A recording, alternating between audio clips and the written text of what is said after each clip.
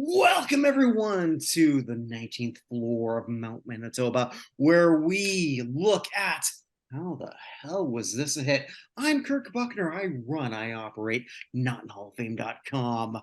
Also, the fictitious Athlete Hall of Fame and the fictitious Rock and Roll Hall of Fame.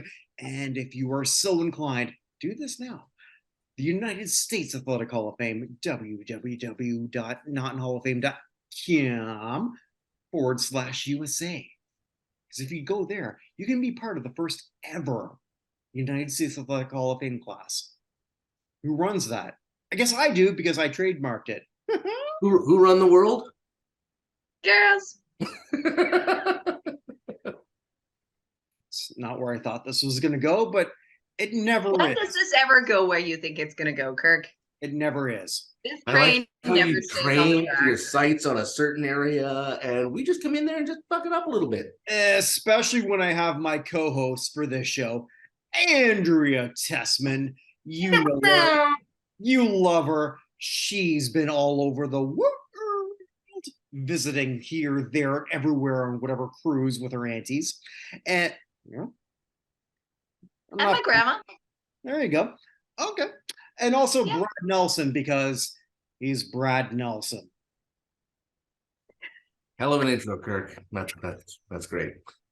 Hi, everybody. They're not all gems, Brad Nelson. You might remember me from such films as I Stole Kirk's Wife. To be fair, if you want my first fair. wife, you can have it. Missed what you said, Kirk. We were taking care of the To Be Fairs. We also have another co-host, Winnie.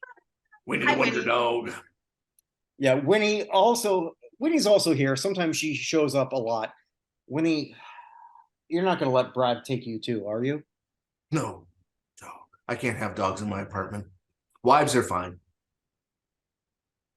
And with that, as I've sort of like been bitch slapped on my own show, because it is the Bucknerverse, but that's okay. It's not the first time that he's done this. It's not the second time. It's not the third time. It won't be the last time. It's okay. It's okay, because we're going to be looking at a place where we would never walk 500 miles to. On this episode of How the Hell Was This a Hit? I'm going to be honest. I'm going to be blunt with the two of you. When this was pointed out from you, Andrea, because this was yours, my first thought was, oh, God, damn it. Having said that, I'm going to tell you I did a 180. Attaboy. Not necessarily on this song, but on this band. Because I spent a lot of time listening to the Proclaimers this week. Mm. I like them a lot. I still do not like this song. I still am channeling my inner 1993 when I heard this over and over and over and over again with a Scottish accent that I did not like. Who doesn't love a good Scottish accent, though? Well, that would be me. Faking a Scottish accent has gotten me laid. Didn't you have to like fake it all night though? The whole one night. Okay. You know what? Before we talk about the song, I got to hear the story because I don't know this. Oh, it was a long time ago. There's a bar in Vancouver called the Roxy. And the Roxy is what is colloquially known as a fucker fight bar. You go in there with one of two intentions. Sometimes your intentions get mixed up. Different from other bars. No, 100%. Okay. So anyway, what is it? It's close to last call. It is last call. My buddy and I have a pitcher of beer that we just got before last call. And this girl who missed last call comes up and she says, "Hey, could I get a little bit of that?" And I, being a smartass, went, "Sure thing, lass. That's no problem at all." And she asked, "Oh, where are you from?" I'm from Scotland. And from there, it just progressed. And she thought my accent was quite nice and wanted to sit on it. So, yeah. So for the whole night, I wasn't going to tell her, "No, I'm just messing with you. I'm born and raised here." That worked. I help. Yeah. I know a lot of women that are easy for an accent. Oh, goodness gracious. I should definitely try this out next time I go off somewhere. Don't do that accent. No? No, man, you're not allowed You to don't do have it the right anymore. melanin for it. For an accent. We gotta stick with our melanin content for accents. Go South African or something. I can't do those. This is the only one I can do. It's not going to work for you. Mm. And a good thing I've been married, as long as Brad doesn't take my wife. Well, I'm not coming to Winnipeg anytime soon. You can have her until I get there. Honey. You're just mad that she laughs at his jokes more than yours, even though they're the same jokes. Because she's now hearing it from somebody different. It's the thrill of a balding ginger hitting on you. That sounds like a punk band. Balding ginger? Yeah. No, the thrill of a balding ginger. Thrill of a balding ginger. Or a bad Canadian TV show from the 80s. We were talking about something, right? Yeah, we were talking about music. This was Andrea's job, who's supposed to like bring us back, but we're talking about. I thought we were talking about Shaft. Shut your mouth. And we've done that, but yes, the Proclaimers. Okay, if you're following this lineally, I'm gonna come off like the world's worst music snob, as I'm sort of like proclaiming my love of Stacey Q and cringing over but this. Not proclaiming your love of the Proclaimers? Oh, it needs to be proclaimed. That's true. Having said that, 14-year-old Kirk and Stacey Q. Okay, I can see that. That was last week, Kirk. Let's move on. She is a lot hotter than the two Scottish boys. That is true. Yeah, those two Scottish boys that are not so cute. Not so cute. Kind of look like if Dr. Egon Spengler had lighter hair and was twins. Who the hell's Egon Spengler and why am I asking? What the shit, dude? Ghostbusters. What is wrong with you, Kirk? I didn't know his character name.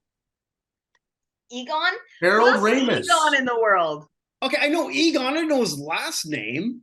Dr. Egon Spengler. Okay, we're going to refer to him. I just focus on Bill Murray because that's what good Canadians do. Billy's Canadian? Honorary. Bill Murray wasn't Egon. No. I know, but Bill Murray's honorary Meatballs. Hello. No, it's true. Meatballs was good. All right. So anyway, they kind of look like a lighter haired version of Dr. Egon Spengler if he was a twin. All right. So the Proclaimers. Well, let's look at these two twins of destruction. Over like in their native Scotland, I can't do a Scottish accent. I already did my accents that I can do, and you both told me I can't anymore. You gotta stick with your melanin level. There you go. Sounds perfect. Thank you. They were an acoustic band, just the two of them. And as I was sort of like, and I spent a lot of time listening to their whole thing. And I realized, like, shit, I would love to see them live in a certain environment for what it was. So why was I so depressed? Not depressed, or upset that this was chosen? Because my only knowledge prior to this was I would walk 500 miles. Yeah, well, there was Letter to America, and there was also I'm on my way, which charted. Right, but I barely remember I don't remember Letter to America. So I'm just talking about my own personal thing, right? I do remember I'm on my way. Deep lyrics. Thank you. Well, I didn't write that. I said thank you. But that song in '93 was everywhere. And that's probably why you didn't like it, because it did get overplayed. And I'm a lot like you in that sense. When as soon as something hits the charts and the radio station plays it once an hour every hour, I lose interest. So, but let's talk Right. about why it was 93 that you were hearing it and not 88 when the song actually came All out. right, so Andrea, do that. Yeah, tell us why, because like I think Well, yeah, because it was in Benny and June, that it was in a movie. right, but a lot of people Suddenly don't know America, that this was actually released in '88. So it was released in 88. It had some success in, it had a lot of success in Australia. Good Started number one in one. Iceland. okay. Some success in Canada, but really didn't hit the US market at all. And then the movie Benny and June came out. It was featured in that. And suddenly people were like, hey, I kind of like this. So literally I thought it was 92, but might have been late 92, 93. Suddenly, 5 years after it came out, or it was initially released, it became a hit. Here's what I was reading, and I don't know if this is true or not. So with the Benny and June soundtrack, this might be true, this might not be. I can't confirm it. But so that film, Johnny Depp, with Mary Stuart Masterson, she was a late arrival to that film, from what I understand. Apparently, that was supposed to go to Juliette Lewis, and then other things sort of happened. Again, I might be wrong. I'm just going on other things that I've read and listened to. And she pushed for this to be in this. I didn't think she pushed. What I read about it was that she was listening to the Proclaimers album that this was on. Sunshine on, hang on here, it's Sunshine on Leith. So she's listening to this album, and the director hears it and winds up being like, what is that?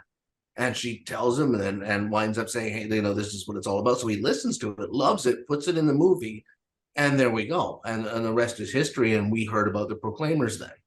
Okay. So either way, whether it's her through whatever I heard and from whatever you heard, she was responsible. Right. So she's a catalyst for this.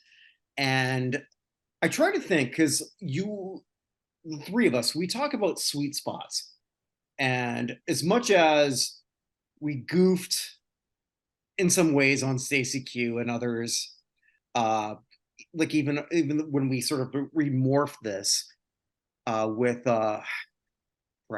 Chess Murray had One Night in Bangkok. Sweet spots are really important. So in 1988, could this have been a hit in the United States or Canada? No. I don't know. I think it could have. But it wasn't. Based on what was on the charting around that time, I think it could have. It wasn't, because I mean, let's be honest. In the US is very US centric, or it wasn't as international as it is now, which is slightly a bit better. But in order for, even here in Canada, we've got CanCon, which I still hate because it's responsible for Nickelback. But yeah, well, okay, we have CanCon and what have you, but you have to literally go out and search out international music, stuff that's charting in the UK. You got to go and look that up, and listen to it and see if you like it. But I'm more talking about sort of like in terms of style, because like honestly, so this in '88, this song kind of sits outside of any time period. It's not even just a song though, but yeah, their entire style, it's kind of post-punk pop. It's a weird, fairly high energy. I was gonna say the Bare Naked Ladies quoted or said that they were an inspiration, that the Proclaimers were an inspiration, because they said it's the same. It's the punk energy with two guys and acoustic guitars. Yeah, it's like punk folk. Okay, but here's what we've got going on here. In the late 80s, in the United States and in Canada, it also mattered more what you looked like. Yeah. Yes. But it did in the 90s too. Okay, no, once grunge hit, everything changed. Yeah, if you didn't look like a lumberjack, you weren't going to chart. 93 was still pre-grunge, though. Sorry, No, it was sad not. lumberjack. Grunge hit 91. But they also weren't the grunge aesthetic. Okay, it doesn't matter. Where I'm going here with this is once grunge hit, everything altered in terms of what it was. Visually, you had to look pretty. These are two guys. This is a geek, and there's a twin geek. Yeah, but bear in mind, bands like Garbage are coming out at this point in time, and No Doubt and stuff like that. Gwen Stefani's hot, and so was Shirley. Yeah, I'm not saying they're not hot, but they're not hitting the grunge aesthetic. They're shiny and sparkly. So Right, also there was a fuck ton of boy bands that were all about looking perfect. But before that in the 80s, your outliers who were actually middle-aged or sort of like mid-level attractive was Huey Lewis and nobody else. John Cougar Mellencamp. Okay, that's a good one. But it was few and far between. Bruce Springsteen. Springsteen was already established, though. That's true. Yeah, so I guess where I'm going here, I'm not saying that they're grunge at all because they're obviously not. No. But what I am saying is that you can do a video because we're still in the video era, where you've got two guys, again, just who couldn't sound more Scottish if they were named Haggis McHaggiston. No, it's true, and you're right. They did not match the aesthetic at the time, either for the late 80s or early 90s, because they did hit. Like this song was successful 5 years before. It could not have been successful. Overproduced pop band though. They just weren't that style. Nor did they give a shit. From what I don't really think they did. They got up, they sang their stuff, they did a good job with it, and I think they got by on their merits. Not their yeah, they did, but it was also the right time, right place. When this song came out, there's not a lot of songs that we talk about. There's a couple here. I think this song could come out today and be popular. It could be, and let's talk about why that is. Because we're looking at a call and response. Da da da da. Da da da da. So there's right. There's nothing that sounds like it. It's pretty much simple in terms of, I love you. I'm going to walk a hell of a lot. Even though they're in Glasgow, if you walk 500 miles, you're in the fucking water. Oh yeah, you're. And then 500 more, and you're in France. Depends on which way you're going. Oh yeah. But they were in water, so they'd be dead because they can't walk on water. I don't think the Proclaimers are Jesus. Are you sure? No. Well, Jesus was one dude. This is two dudes, so they're Jesus squared. Jesus squared. That would be a great name for this podcast. Jesus squared. Jesus squared for your sins, but not mine. But I think Andrea's right in saying that you could wind up releasing this song today if nobody heard it before, and it would chart again. I believe it would. And I think if we had access to more international music a little bit easier, I think if it was being played a little bit more mainstream wise, I think they would have had more success on this continent than they did. I mean, they did really well in the UK and they did well in Australia, but Australia also follows a lot of the UK trends as well. I think you're right too, also because this is still like a known song. It's a song that is, I think, and I apologize, I don't remember the name of the club team that they sort of lent this to. Have that.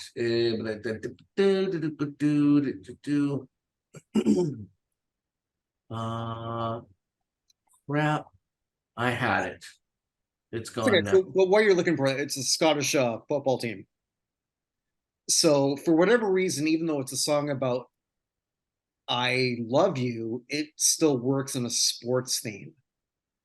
which Oh yeah, because it's call and response. It's got a beat. It's got a like you can chant it. well, I mean, look at what are the look at. I know you're not sports guys like I am, but one of the biggest sports songs right now, in terms of the seventh inning of most baseball games, is "Sweet Caroline." Wah, wah, wah. Yeah, Right. because everybody can do that to it. Sure. So I good. thought it so was good. y'all ready for this? That too. That's hockey, isn't it? Oh, No, yes. right. But still, but still, I mean, like it's one of those things that just works universally for other things, and which is sort of like why, yes, Winnie, which is sort of like why we're talking about that in other capacities. We talk about a lot of songs on this show that nobody knows. If I go da da da da to people who are like under 30, they'll respond, the call and response. Mm-hmm. Why? Well, the same reason that anybody who is above a certain age is going to know what we mean when we say tell me more, did you get very far? Tell me more, like did he have a car? Yeah. I just want to point out that I don't care. I know we split this. It's still the Buchner verse. We are never touching Greece, ever. What about KY? Democracy. No, the Buchner verse is it's a dictatorship. Okay, It's can it also be a dictatorship. An disco-free relevant zone? dictatorship. It's the Bucktator of his ship. Is what this is. I don't think that works as well as you think it works. What word do you keep using? It's a made-up word. Nobody else has it. It works the way I say it works, and that's We that. talked to Webster, get him to put it in that big book, and we can all use it. I hate you both. We love you too. Webster from the show. Mm, Now he wrote a book. I did. No, the Webster, the little guy from the show. I wrote a book. You wrote a book too, but we're not at that point of the show yet. No, we're not done here. Okay, We'll plug you in a minute, big boy. Well, you're damn right. You're gonna, yeah, you're gonna plug me good. Andrea, you have a job here. She's just picturing me plugging you. No, I'm trying not to. Actively trying not to. So yeah. Back to the Proclaimers. Back to life. Back to reality. Back to the here now. Sorry. Who sang that song, Kirk? That would be Soul to Soul. Well, let's keep it that way. I've done that to so many people. Anyway. Well, by the way, I should edit that part out. I won't.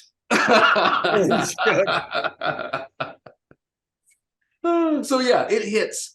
They don't get anything else other than, I mean, Letters from America hit a little bit, not much. That was before, though. That was before this, and then after this, I'm on my way.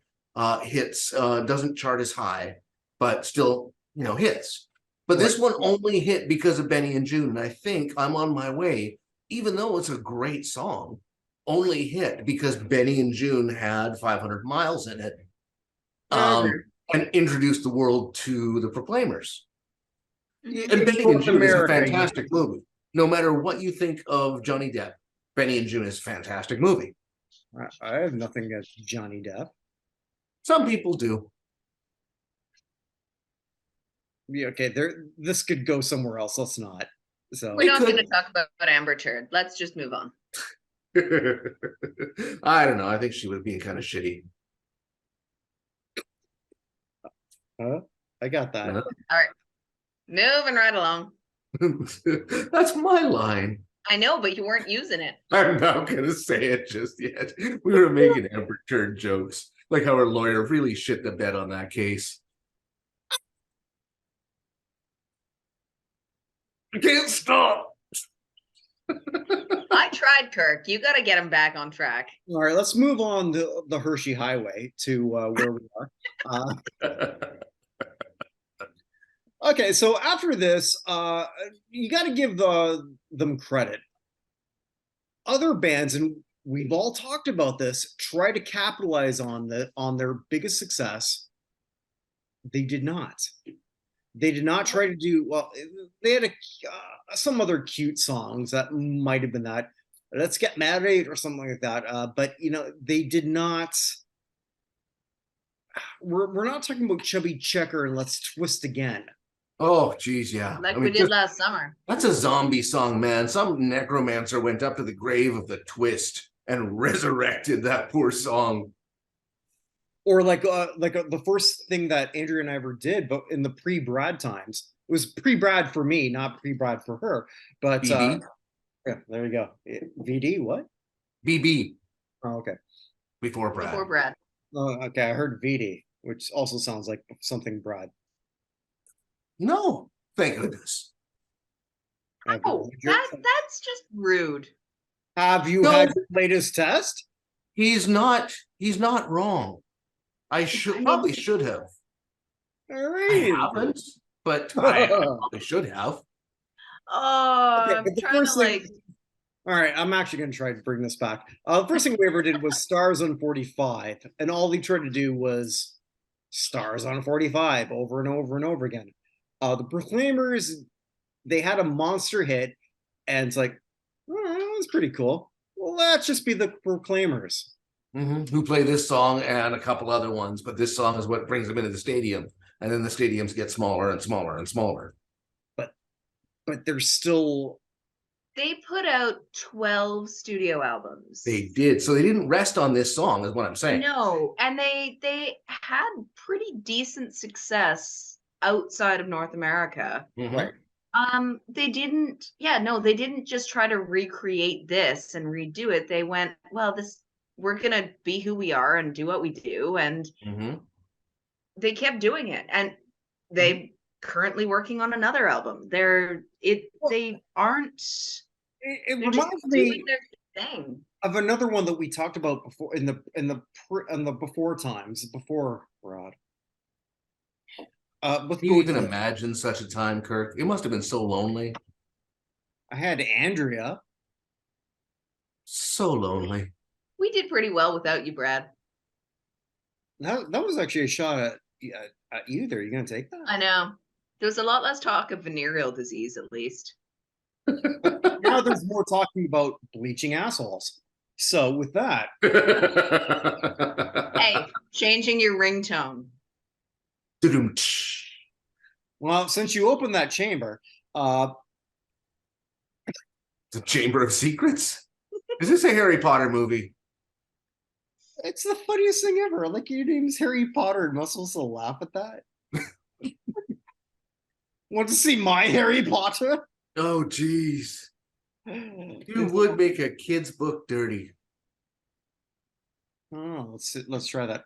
Okay, my wife's nearby. Honey, you want to see my Harry Potter? No, thank you. Okay. That's the right answer, Pauline. What was her response? No. She didn't want to see it? She said no, thank you. She was very polite about it. Hey, Pauline. Don't do it. Please no. She said, please no. Okay. Oh, I wasn't going to call it Harry Potter. Mine's Oompa Loompa. It's orange and little. Don't laugh at. Do not encourage this. God damn it! Can't sing for shit though. Not unlike me. No, my Oompa Loompa can't.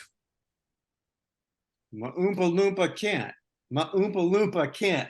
My Oompa Loompa can't. I know. I should just. We broke the podcast. And, but yes, you guys are absolutely right. Flavors deserve this. They didn't. They did not wind up resting on their laurels. They didn't wind up sitting back and just touring the world with I'm on my That way kind in of stuff? 500 miles. Uh-huh, I know, uh-huh, dude. uh-huh, I know. I'm trying, uh-huh. dude. I'm on So my way. from misery to happiness today. You know what? Uh-huh, uh-huh, uh-huh, Here's uh-huh. something I forgot to sort of like talk about here that I found really interesting. When we talk about Scottish singers, I have never heard, and I apologize, guys. I don't know linguistics. I don't know accents. I don't understand how, when I listen to the Bay City Rollers or Shirley Manson from Garbage or anyone else from Scotland, how the hell do they not have this accent that these groups have? Because most singers, when you learn to sing, the pronunciation of words falls into how you're learning to sing a song. And I actually watched a really funny reel recently that was some Australians singing a whole bunch of songs with an Australian accent. And it was fucking hilarious because someone asked, well, why don't you sing songs with an Australian accent? Well, I So mean, they did an I honestly don't explanation. know. Because when you sing songs with a very strong accent, it completely distorts the feeling of the song. So pretty much all songs are either kind of toned to more the accent is more the feeling of the song, not the native accent of the singer. So with these guys, it works really well to have that Scottish brogue because that's what they're singing. Sure, But if but I you mean, try I to guess sing, what I don't understand is how you do it. I very honestly easy. thought, like, here I'm. Brad's about to burst. Okay, burst. I know a thing. Okay, so before I forget, because my little ADD squirrel is running around like crazy up here right now, the whole idea is you got to look at a lot of songs as well that have been sung over the years. We have started off, a lot of the classical singers had more of a British lilt to their songs and some of their pronunciation. And then when you come into things like in the 80s, it becomes more American. Well, 70s and 80s, it becomes more of an American accent. In the 90s, you got that weird affected accent where you said baby and stuff like that. Oh my. That's you see exactly like that. Same with the boy bands doing that as well. It's a real put on accent that didn't really make sense. But then you go and listen to some of the sea shanties when the sea shanties had 5 minutes of fame, and you've got a big Irish and English sound in a lot of those sea shanties because they're singing it in that accent. The back east songs, stuff like that. You're getting a lot of those accents coming through pretty over there as well. So it can be region dependent. Also with the Beatles, you could tell which Beatle was singing, and with the fact that they had different accents as they sang, so they didn't Americanize it. But when you hear like Elvis singing, you can hear his Southern accent as well. So the accents don't always get masked. And I think it's more interesting when you hear the accent of the singer rather than, like, I had no idea Tom Jones was from Wales until I heard him in an interview. Because it's not unusual to be loved by anyone. That sounds totally American. Has there been, and maybe I'm missing something, I was searching this out, well, not that dedicatedly. Has there been any other Scottish singer, obviously there's been a lot, that sang with that accent? I couldn't find one. With the accent, no. A lot of Scottish singers out there. I mean, sure, but no, that's why I asked. With that accent. The thing with singing though is when you're singing, you're not naturally, it doesn't always come out with your natural speech pattern. Well, that's what's throwing me off, right? Yeah, so it's very easy. You may not be able to talk with an accent of any sort other than your own, but when you're singing, you're essentially just mimicking sounds. Even though you're saying words, you're still the words are all just making sounds. So it's much easier to sing in a different accent than you would naturally speak in. For example, Adele. Adele, or but I Yeah. was gonna say, Yeah. I can't help. No, but like, wise men Wise men say only always, fools yeah, rush in. everybody sings it with Elvis Presley's accent. Yep. Everybody does, because that's how you heard it, that's how you hear it in your ear, and that's how it translates into your voice. You That have makes a to lot of sense. really work to not sing it with that accent. Oh yeah, just like if you were to sing any CCR song, you're gonna be going a little bit more nasally Wait, and southern. is I, there I a think bathroom on the right? Yeah, there is a bathroom on the right. I, Speaking of We don't which, put- I think if I hear any CCR song, I think like, shit, am I in Vietnam? Born on the Bayou. Let's share. Love. Oh yeah, share. My Yeah, that's an wife's still accent. around. Hon, what do you think of my? No, she just no. She's just ignoring you. And then if you take a good lyricist who wants to sound like sad Tiny Tim, you get Neil Young. I was this close to doing that for you.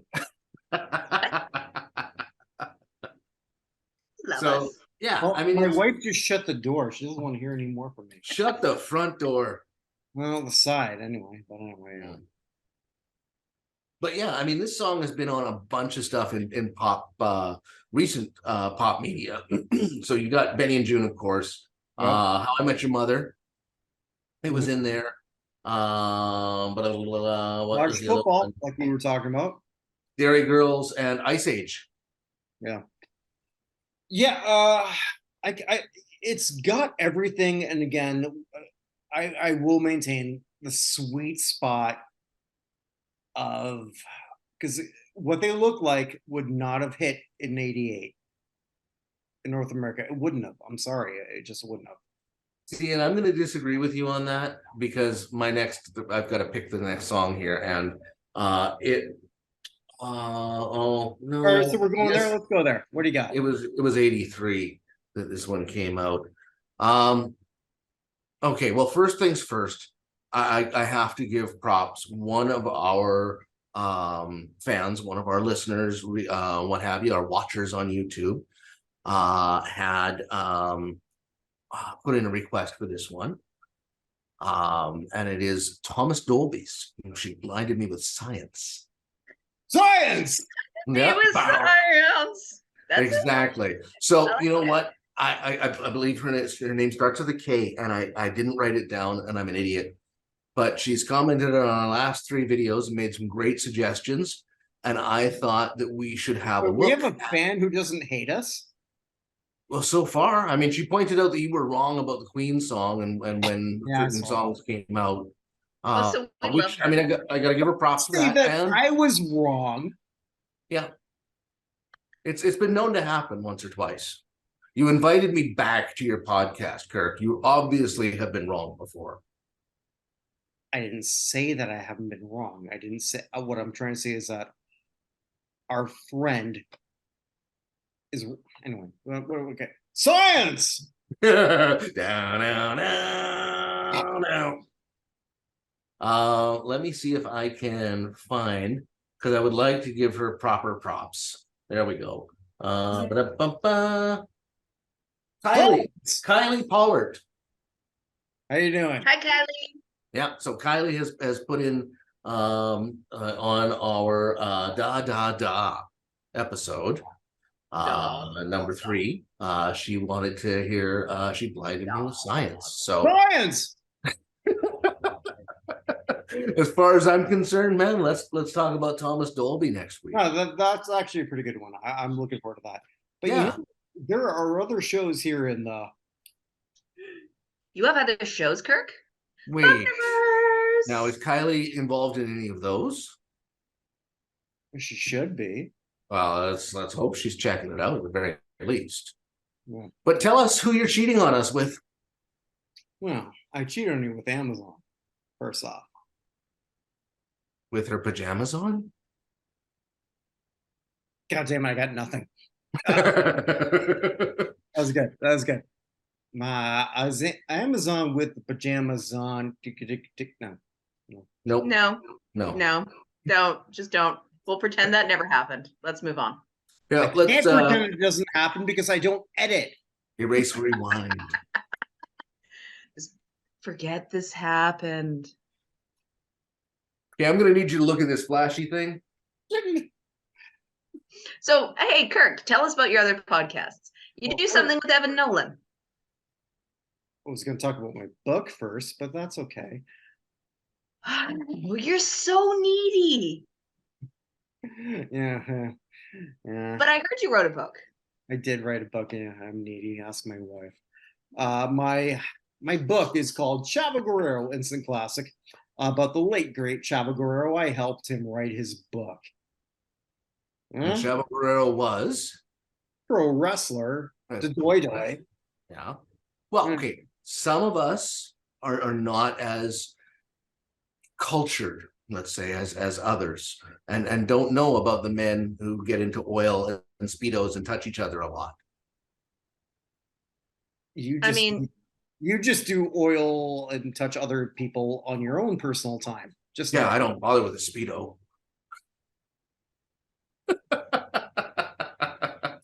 I don't know what's worse for Andrea, whether she's picturing me with or without the Speedo. She can with and without.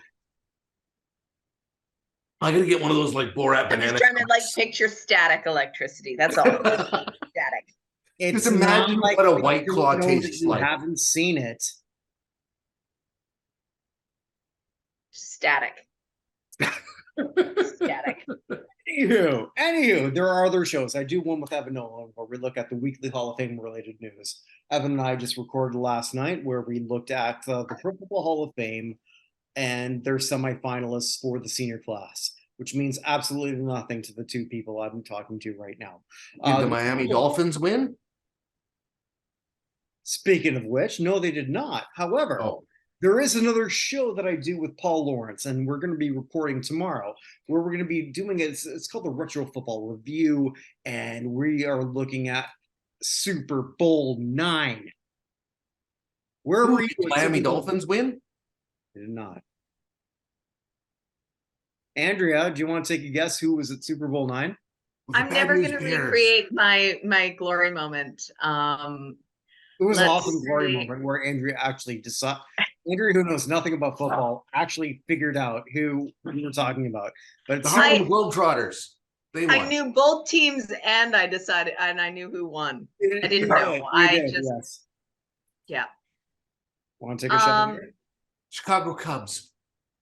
They're a baseball team, so it's an actual team. So at least Brad's trying, unless you see, like last week we went with the Alaska dipshits, whatever the fuck we came up with. I'm surprised it wasn't husky puppies. Yeah. Not huskies. Husky puppies. Yes. But at least I know Andrew's gonna at least try.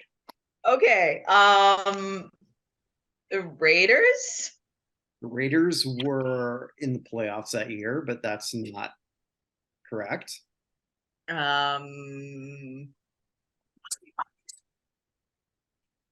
I don't know. I'm feeling pressured here. I'm about to say Utah Jazz, and I know that's like the worst basketball team. Actually, they're not the worst basketball team, but they are a basketball team. So that's the main waterfowl. Didn't the Vancouver whatever become the Utah Jazz? They were the Vancouver Grizzlies who became the Memphis Grizzlies. I was walking in Memphis.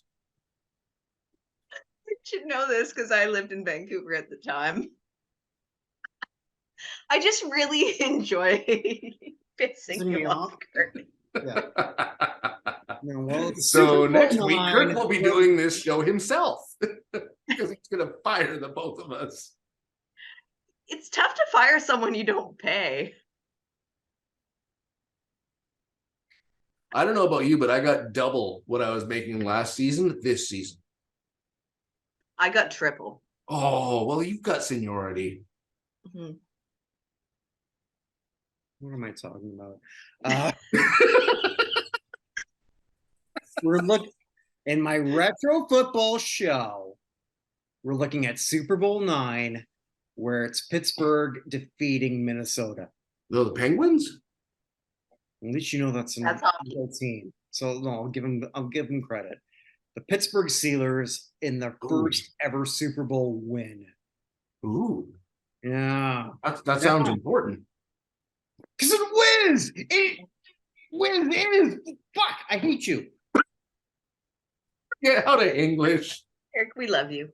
I don't. I don't love either of you.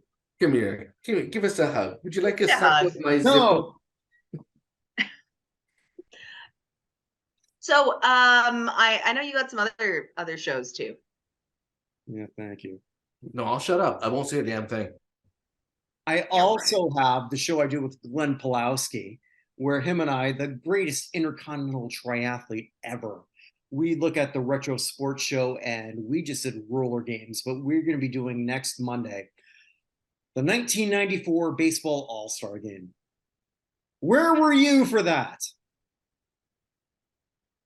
All right, nobody cares. Anyway, it's pretty big for us because right after that, it's when they went on strike, and we're going to sort of like do a needle meter.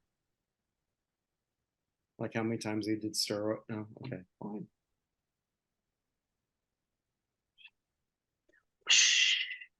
That's the sound of that going over my head. Mm-hmm. Sorry. Yeah, well, I got another show with Vinny Lospinosa where we look at Vinny makes the Hall of Fame case for, and next time he's going to be doing that for Seymour Seawoff. I'm not even going to tell you who he is, other than he's a big statistician.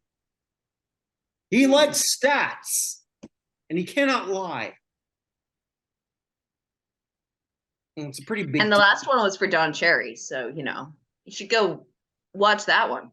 It's a big deal for us. It is. Don Cherry's a big deal, and he's got great suits. I don't know. Vinny doesn't wear suits, but anyway, yes. No, Don Cherry has great suits. Oh, okay, well, I don't know if Vinny has any suits. Vinny, you got any suits? Probably not. I'll just kill this because this is just depressing. Wherever you are, wherever you may be, on behalf of Rod and Andrea, God damn it.